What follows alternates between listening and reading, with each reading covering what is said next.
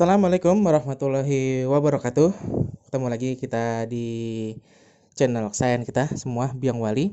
Bersama saya, Andre Maulana. Kita akan bahas materi tentang praktikum sistem digital, di mana materi-materi kemarin sudah saya berikan video-video referensi pembelajaran, dan saya doakan semoga bagi Anda yang menonton video-video dari saya, ilmunya bisa bermanfaat untuk di kemudian hari. Baik, kita masuk ke pembelajaran. Oh ya, tapi sebelum kita lanjut, ada baiknya bagi Anda yang belum subscribe, silahkan di-subscribe dulu channelnya, kemudian dinyalakan lonceng notifikasinya, di-share, di-like ke teman-teman semuanya, agar channel ini terus berkembang dalam memberikan materi-materi yang bermanfaat. Baik, di minggu ini kita akan bahas sedikit tentang materi shift register ya, kan memang ini juga materinya hanya sedikit, jadi saya berikan video tambahan sebagai referensinya.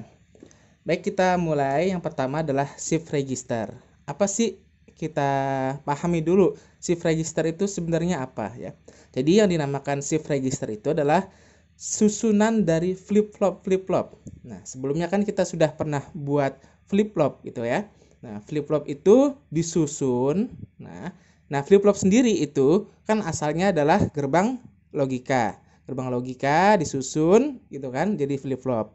Nah, kemudian flip-flop ini disusun, jadilah sebuah shift register. Artinya shift register ini adalah kumpulan dari beberapa flip-flop gitu ya, yang terbagi dalam waktu bersamaan. Nah, si flip-flop ini kerjanya dalam waktu yang bersamaan, di mana nanti flip-flop ini outputnya itu terhubung ke input dari flip-flop berikutnya. Jadi flip-flop 1 outputnya masuk ke flip-flop 2. Flip-flop 2 outputnya masuk ke flip-flop 3 dan seterusnya. Nanti dia akan membentuk kumpulan-kumpulan flip-flop, jadilah sebuah namanya shift register.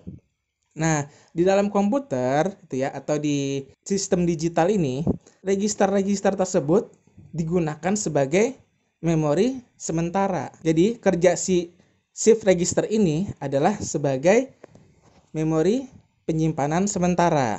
Nah, kemudian shift register ini juga digunakan sebagai format data dari seri ke paralel atau dari paralel ke seri gitu ya. Jadi hasil output dari shift register ini nanti akan menjadi sebuah instruksi yang akan disimpan di dalam sebuah memori sementara gitu ya.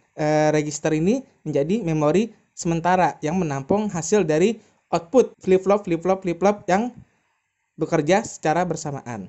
Nah, si shift register ini juga menjadi pengubah format bilangan dari seri ke paralel atau dari paralel ke seri.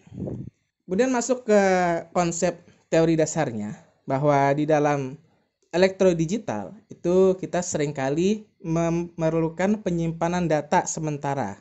Ya Jong, kita aja misalnya kalau mau membuat suatu file, contoh di Microsoft Word gitu ya. Nah, kita kerjain, kemudian tiba-tiba komputer kita mati. Nah, itu hasilnya itu sebenarnya tidak hilang. Nah, begitu nanti komputer hidup lagi, si Word ini yang kita ketik itu dia datanya ada di penyimpanan sementara, makanya kita bisa lanjutin. Nah, itu adalah fungsi dari sebenarnya shift register. Nah, elemen penyimpanan dasarnya itu adalah flip-flop tadi ya, karena flip-flopnya bekerja banyak gitu, kemudian menghasilkan output 010101. Nah, 010101 biner ini nanti akan dikonversi itu menjadi desimal atau menjadi heksa yang nanti bilangan tersebut bisa dimengerti oleh komputer. Nah, setiap flip-flop nanti menyimpan sebuah bit data ya, menyimpan satu bit data, entah dia 0, entah dia 1. Nah, nanti dari 010101 itu digabungin sehingga akan memberikan hasil ya, hasil suatu bilangan tadi saya bilang seperti bilangan angka, huruf A, huruf B, huruf C gitu ya. Atau angka 1, 2, 3, 4 dari biner ke desimal seperti itu. Si flip-flop ini disusun dalam bentuk register ya.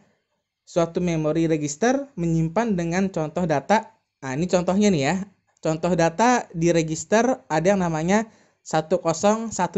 Nah, gimana si register ini bisa mendapatkan nilai 1011 gitu ya. Nah, kalau di dalam teori dasar digital, kita bisa melihatnya dalam bentuk gelombang digital. Oke ya, ini bacanya 1101. Apabila dikonversi ke dalam sinyal digital, maka dia akan berbentuk 3 pucuk ya, atau 3 gelombang yang naik ke atas seperti ini. Ini kalau dia naik ke atas berarti dia nilainya 1 ya. Kemudian dia naik lagi bernilai 1. Nah, sedangkan apabila dia tidak ada sinyal sesaat saja gitu ya, artinya tidak ada gelombang yang terbentuk, maka dia bernilai 0. Kemudian dia masuk lagi, naik lagi dia seperti ini, maka dia bernilai 1. Makanya disebut di sini adalah 1101 ya. Dibacanya dari kanan ke kiri, tapi dari gelombangnya dari kiri ke kanan. Nah, ini cara bacanya tadi saya sudah jelaskan bahwa misalnya dia tinggi 1, maka dia bernilai 1. Kemudian apabila dia rata gitu ya, dia bernilai 0. Nah, ini ada tinggi juga B yang kedua, berarti dia bernilai 1, dan B ketiga juga bernilai 1. Oke, kemudian dalam metode seri ya, ada seri, ada paralel. Kalau seri itu dipindahkan secara berurutan dari awalnya, yaitu bit B0, B1, B2, B3 dan seterusnya. Tapi kalau dalam metode paralel, bit-bit itu ya dipindahkan secara serempak sesuai dengan cacah jalur paralelnya. Nah, kalau dalam metode paralel itu ada 4 cara. Yang pertama ada serial input ke paralel output, ada serial input ke serial output, ada serial input ke paralel output, ada juga yang terakhir adalah paralel input ke serial output. Ini adalah singkat-singkatannya. Nah, di sini ada rangkaian SISO namanya ya. SISO ini bentuknya seperti ini untuk rangkaian elektronikanya. Ini ada bentuk flip-flop ya, ada 2 flip-flop. Nah, kalau di Proteus kita bisa ganti, kalau flip-flopnya tidak ada, kita bisa ganti dengan komponen apa ini? Adalah gerbang logika. Jadi 2 gerbang logika sama dengan sebuah flip-flop ya. Ini lihat lagi nanti bentuknya flip-flop apa, seperti yang kemarin sudah saya jelaskan gitu ya. Karena ada 2 ya, berarti nanti ada 4 buah gerbang NOR gitu ya. Nah, nanti kita lihat di Proteusnya seperti ini. Oke, ini adalah bentuknya. Nanti silahkan Anda buat ya. Ada namanya logic probe ya. Kemudian ada gerbang logika NOR, dan jangan lupa ya, karena dia bentuknya shift register. Shift register itu harus memiliki namanya clock ya. Clock di sini harus Anda tambahkan. Ini nanti adanya di bagian di clock ya.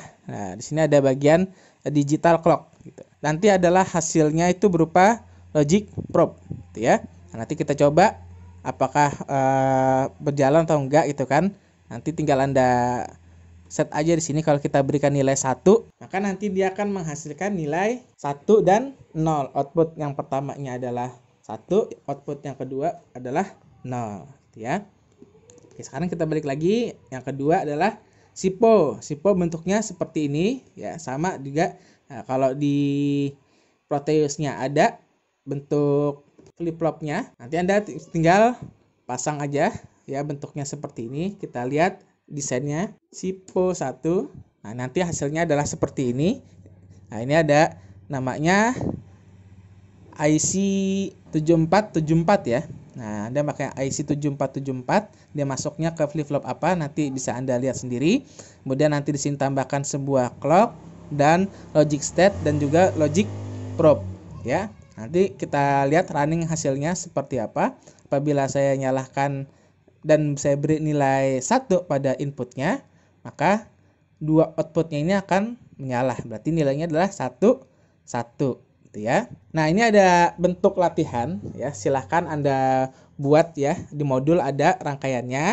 Nah, nanti sudah saya contohkan bentuknya seperti ini. Silahkan nanti Anda foto Jika sudah selesai semua, kirim ke WhatsApp grup ya. Nanti saya akan nilai sebagai nilai absen untuk pertemuan hari ini. Baik, itu saja yang bisa saya sampaikan. Mohon maaf jika ada penyampaian yang salah. Saya tutup materi hari ini. Assalamualaikum warahmatullahi wabarakatuh.